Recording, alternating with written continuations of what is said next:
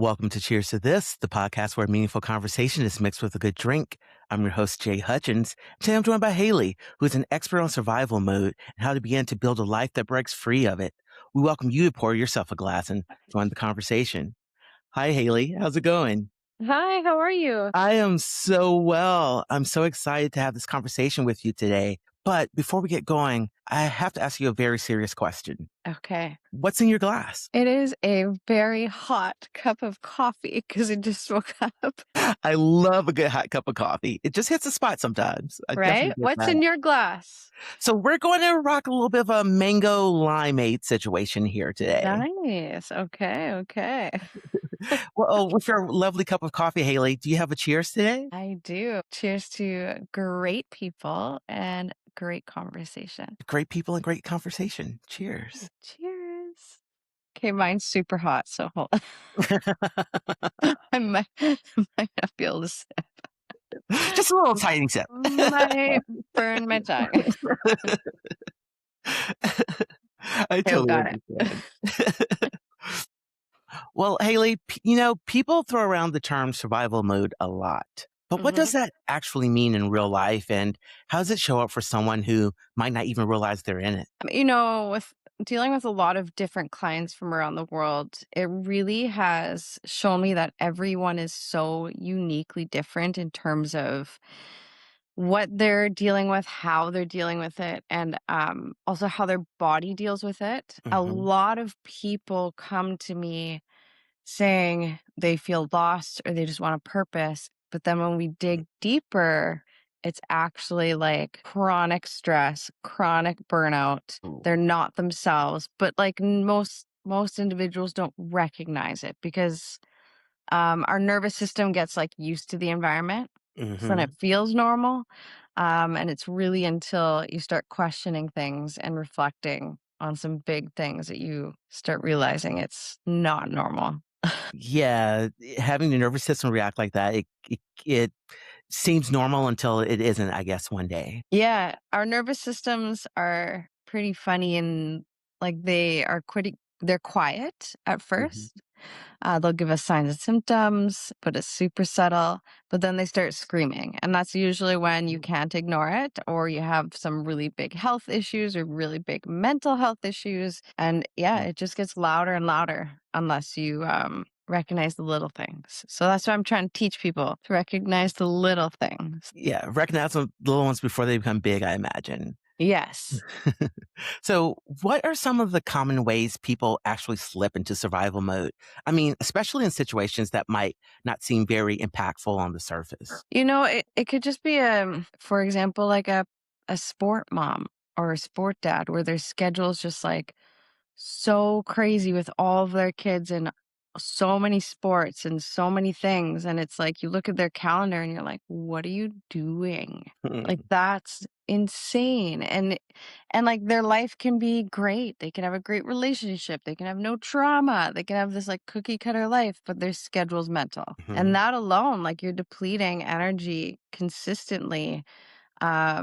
And your nervous system gets used to that. So there's like that kind of thing where there's nothing really negative. Right. Um, or there's you've been through some shit. Like you really Mhm. have, either as a child or as an adult or a teen, and you carry it and you get triggered by it and it's really hard to get out of. So yeah, it can come from anyone. It really can. So, even though it can come from anywhere, I imagine that survival mode kind of has some patterns that show up. So, like when someone is in survival mode, how easy is it to remain in that state for the extended period of time?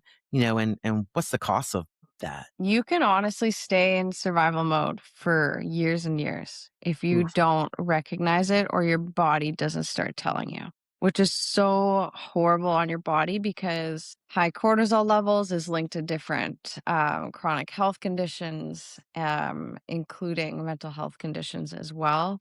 Mhm. Um, there's some new studies coming out with like high cortisol levels linked to different cancers or different chronic health conditions such as like thyroid stuff. They're trying to see if there's a link to thyroid stuff.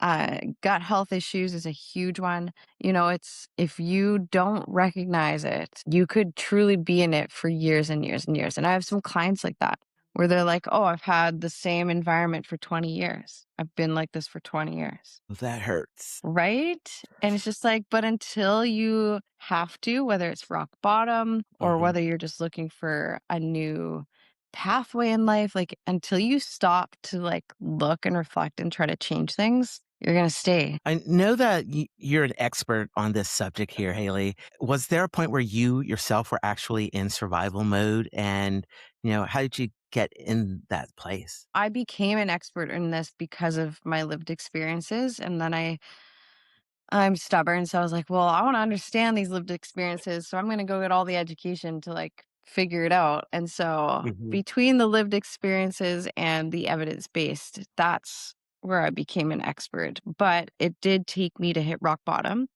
Uh-huh.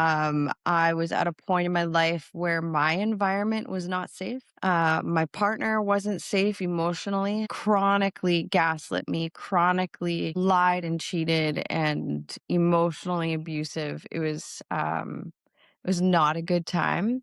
But even that, even dealing with all that, it actually took there's Mhm. one point in time, which was my rock bottom. I was sitting on the couch with my 3 kids, and Mhm. I've never had anxiety in my life, which I was blessed to not have to deal with that. Oh, But I yeah. started getting anxiety. I thought that was a bit weird. And there was this one point on the couch where I just had a full body panic attack. And my kids, I was trying to hide it, but I had tears running down my face. And my kids were like rubbing my back and singing to me what I would sing to them at nighttime, like their little Oh, lullaby. my. And yeah, and I just thought, I need to figure this out. Like, this can't, I don't want my kids to see me like this. Like, they're little and they don't deserve to like see their mom hurt or sad. And that was my breaking point in terms of I need to sort this out because I was starting to get panic attacks every day, sometimes multiple times a day. Uh, and I knew I needed to remove my environment. I knew I needed to move. I knew I needed to remove my partner. I Uh-huh. knew I needed to do all the big, scary things, but never had the courage to do it until that moment. So you had this aha moment after going through so much stress and I imagine a bit of trauma there. I think there's probably someone listening right now and thinking, this might be me. My schedule's crazy. It's insanely packed, or I've had some trauma that I'm reveling in all of a sudden. What are the key signs or patterns that might tell them they're operating from survival mode themselves? Um, Dealing with so many clients from around the world in so many different situations, it's hard to pinpoint exactly your signs and symptoms, but the common ones that I've seen across my clients are gut health issues, IBS, bloating, weight gain, weight loss. When you eat something and your stomach just doesn't settle because all of our emotions are built in our stomach. And so a lot of my clients have or had a really bad stomach or gut health issues or struggle with it at some cost. Mhm. Mental health, another big sign. So whether your anxiety is getting worse or not getting better, you're on anxiety meds and you still kind of have anxiety, that tells me that nothing's changed in your environment. And other things like some people have had like heart palpitations, just like weird, irregular heartbeat, or they get the clammy skin or disassociation or they freeze, anything like that where it just seems like it's a bit off or it's Mhm. happening more often than not, then something's trying to tell you something, right? Like something's Mhm. off. So when we get into a session, like they'll hire me for a one-time session. I do a Mhm. complimentary session with them to kind of sort stuff out. But then when we start diving into it, we always go back and reflect to when were you feeling your best self? Oh. What year was that? How old were you? What environment were you in? Were you single? Were you with someone? What was your home life like? What was your work life like? And how did you carry yourself? Like what did Okay. that look like, right? And then compare that to now. And you're gonna start noticing, well, now I'm really impatient. Now I yell a lot, or now I can't sleep properly, or there's so many different things. And it's like, Uh-huh. well, it's your environment. And I say environment in terms of people, place, thing. Your Oh, your gotcha. friend group, your family group, your work, Mhm. social life, your could be your home. Maybe there's trauma that happened in that home. Like environment is like a scan of your life right Uh-huh. now. So unless you're willing to change some things up or learn some deep techniques that are holistic techniques that can help you within the environment at the moment, Uh-huh. it's not gonna change. You can do, and I tell my clients this all the time, like, you can do all the meditation in the world, you can do all the journaling, you can do Oh. all the things, but if your environment is still the same, it's not gonna work. That sounds like the nervous system is screaming at you, the environment saying red flag, red flag. And so there are signs when somebody's in survival mode or being pushed into survival mode. So let's say that somebody's actually saying, you know what? I recognize it. I'm in survival mode right now. Mhm. What's some realistic first steps to at least start easing out of it, I guess? Um, I can help with a couple little techniques, Hmm. because it's really hard to just start, like, I don't know. Everyone talks about meditation and journaling and Hmm. movement, which is great, but it's like that's like a band-aid solution. Like we need to kind of get to the root and then that stuff will work. So it's not that it doesn't work. It works in the moment and that's amazing, but you can't actually use those tools until you're really healing. So I like to start with, yeah, let's talk about that reflective state when you were your best self. You can even do that right now as you're listening. Write down your environment when you were your best self, people, places, things, what you did, how you felt, how you looked. And then I really, really like to just start with heartbeat and breath. And I know that sounds so simple, but like even like when we were carried in the womb, like the Hmm. heartbeat is something we heard consistently and it's a calmer. So, Yeah. and then like even when the child is born, like, as soon as you put a child to someone's chest, that heartbeat is like instant calmer. And so that is embedded in us at a soul level, the heartbeat. Hmm. And I really like to I call it the bathroom the bathroom effect. So every single time you go to the bathroom, this is what I say to new clients. Every time you go to the bathroom, before you do your thing, I want you to stand there either with your eyes closed or your eyes fixated on the tap. And I want you to press hard against your chest on your heart so you could feel it, hard enough to feel it. And then your other hand on your belly. And you're just going to stand there with your feet on the ground, standing there, looking at the tap or with your eyes closed. And you're just going to do big belly breaths. So your belly goes in and out as you're pressing on your heart. And honestly, like even just like a few minutes of that and just like recenters you. And I want to say anywhere for 30 to 60 minutes, just like that quick little Hmm. regroup. So if you're gonna start with anything to like start, like your nervous system is gonna be, oh, what's that? That felt nice. But like think about how many times you go to the bathroom during the day. Yeah. And it's a private room. So why not utilize that private room to shut out the noise? So you're Yeah. already in there. So every time you go to the bathroom, do that. And it will help just start triggering your nervous system to become a little bit more okay Yeah. with changing it up, because when we want to change up our nervous system, it's going to get a bit angry and it's going to be like, what are you doing to me? So you need to like start just doing it more often. And that's just what I like to start with. I just actually onboarded a new client and we've been doing that all week. And it's just like, you got to just stick to it and start, just bring it back to center. It's so simple. Yeah. I love this, Haley. Those initial first steps that you've just offered there, where we're thinking back to our past states where we were at our best and we're thinking about that tiny moment of recentering the nervous center. You know, I think that's brilliant, actually. We have discussed, the cost of being in survival mode already. but are there actually costs of trying to break free from it? The only thing is, like, you might wanna switch up your life. You Mhm. might wanna leave that partner. You Mm. might wanna disown that family member for a little Yeah. while.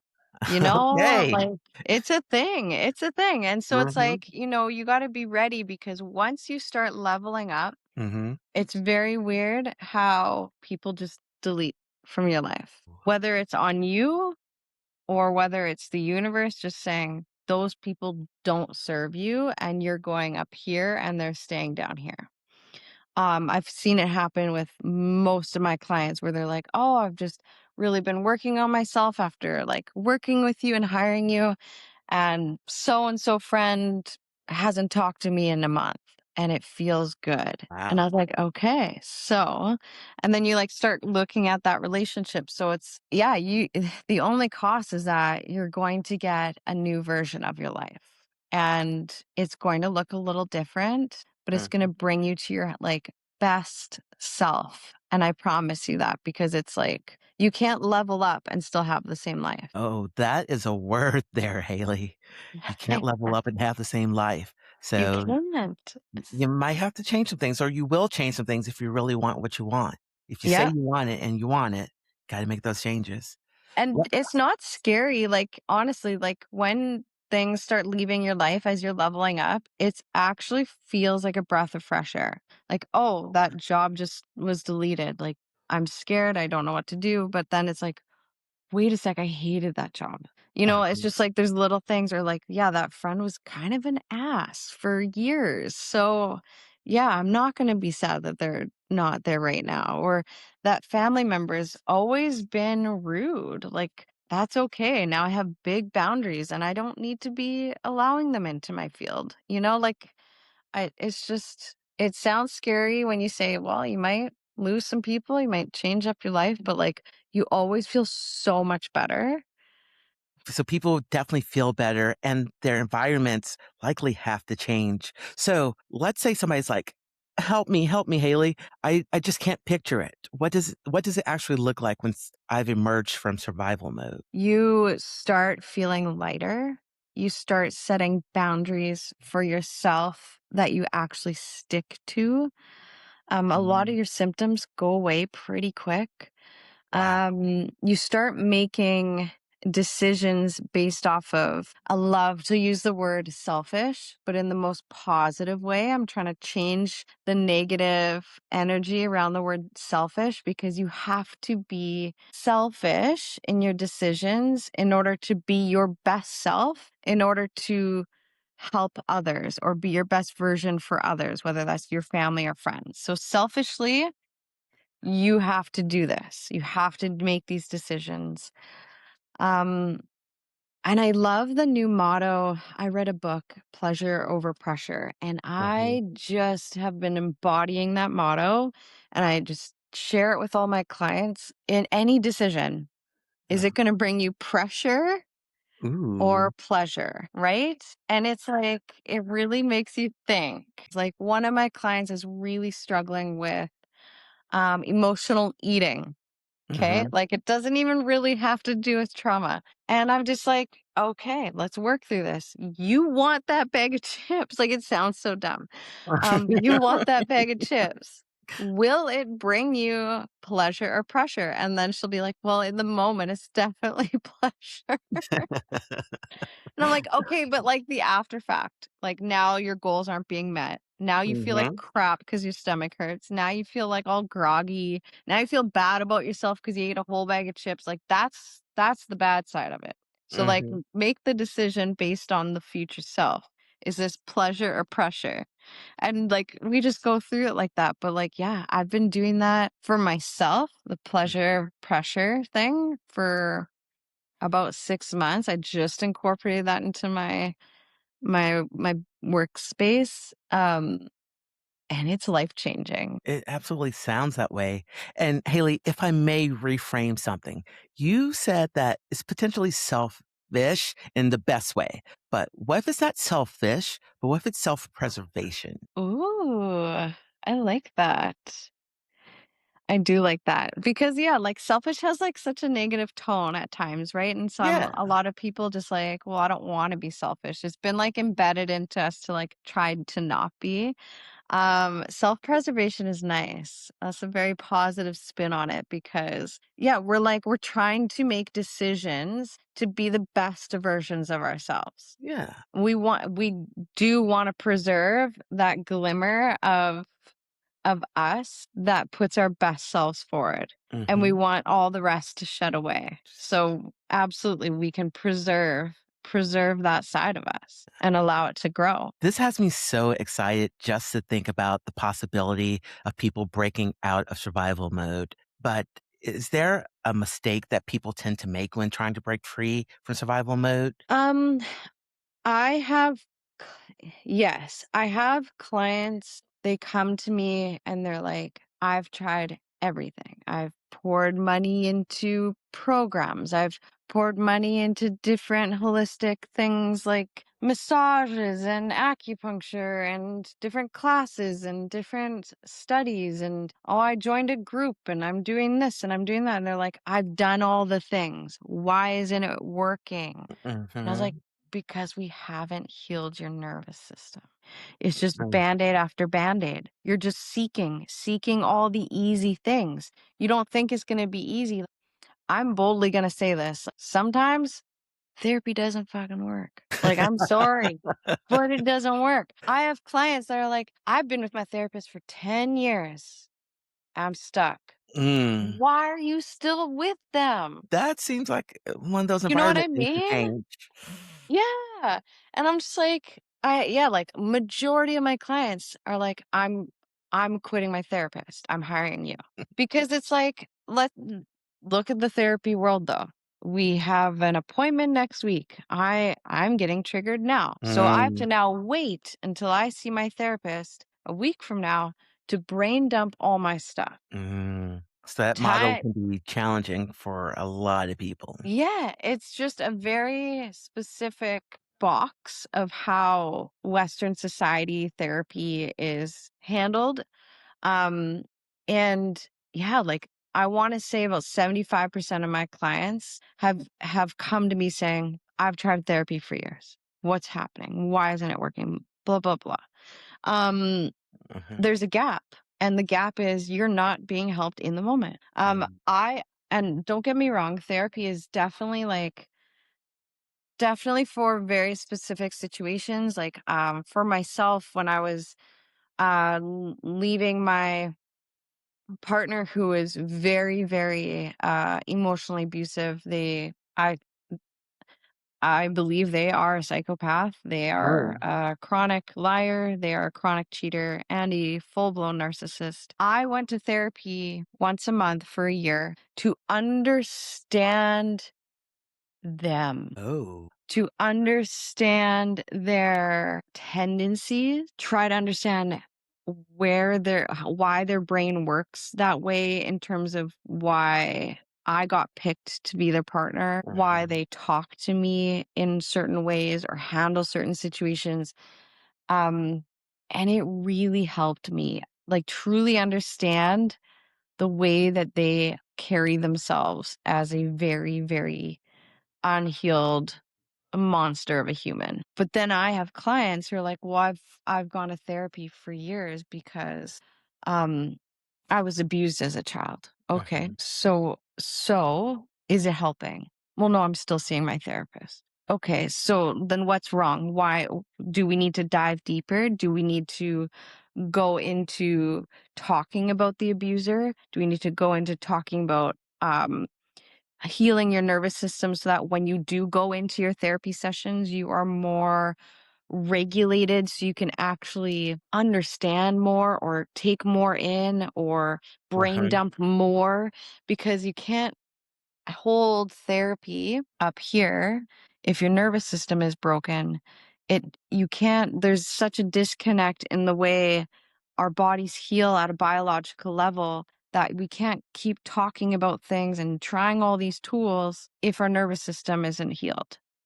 mm, Um, so again, time and place, and I say that boldly. Yeah, therapy is great, but Mhm. time and place. And it's the same thing with the meditation and all the things. It's not going to fully work Mhm. unless you are regulated. I love this perspective that there are tools out there that can assist you and can get you where you need to go, but your nervous system has to be ready, and you have Yes. to sometimes reset that in order to get where you want to be. Yes. That makes absolute sense because that Yes. nervous system controls so much of how we respond to things in the moment and how our brains try to flee and all the things, right?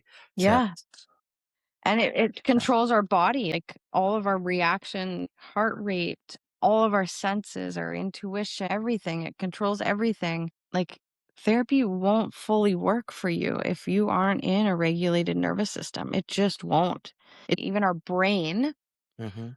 doesn't even allow us to comprehend or heal certain things if we are in an unregulated nervous system. Our brain literally will just be in survival mode. And that's why you get, after deep therapy sessions, you're disassociated. Maybe you need a nap. Maybe you feel like shit for a few days. Maybe you have anxiety for a few days or you're heightened. It's because now you just dysregulated yourself more from an already unregulated nervous system. Hmm.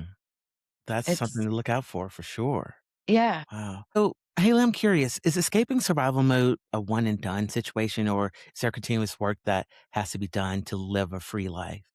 Healing's constant, but you get to a point once you start working through it that, um, you start recognizing your own signs again. So if you get a bit, if stuff happens in life, like life happens. So you Mhm. could be great for a few years and bam, something happens. It's going to dysregulate you. If you are on your healing journey and you are putting in the tools that I've taught you, um, when those moments happen and you shift back to like doing some of the work that I've taught you, and honestly, the work that I teach you is anywhere from 1 to 3 minutes a day. It's it's incredible. It's like muscle memory though. Mhm. So once something again happens in your life, and it always will, um, and you get re-triggered, but you're gonna be like, "Oh, I remember that when I'm re-triggered, I disassociate or I start getting headaches. Oh, I've been getting headaches a lot more. Maybe something's bothering." Like you start recognizing the signs. You're more aware of yourself. Mhm. So no, it's not a one and done. It's more like, let's program this in you at a biological level of like how to regulate your nervous system so Uh-huh. that when life happens, you could go right back to some of the stuff you were taught, and it pulls you out so fast because now you're fully aware of how your body reacts. That awareness sounds like it can change absolutely everything. Yeah, because some people, like, the reason you're stuck is because you're not fully aware. Mm. So making yourself aware and understanding what that looks like is everything for future triggers. Because Well, it's always going to happen. Life is lifing. life definitely lives. And I do have one more question for you. Okay. Where the heck can people find you and your work? Oh, thanks. I have a website. It's just I like to just have a landing page. So it's www.hailey-coleman.com. You put your name and email in there and tell me why you want to chat. And then I reach out to you and you get a complimentary session with me. Because anyone who reaches out to me from podcasts gets a complimentary session. And I just Ooh. want to help the masses. So if you're listening, from this podcast, type in podcast in the comments on my website and you'll get your complimentary session. And yeah, we'll just have a chat. And I just want to help you. You've got your marching orders, everybody. You got them. So, Haley, if I may, I would love to have one more cheers if we may. Yes, it's cooled down enough. Love it. That coffee's still tasty, I hope.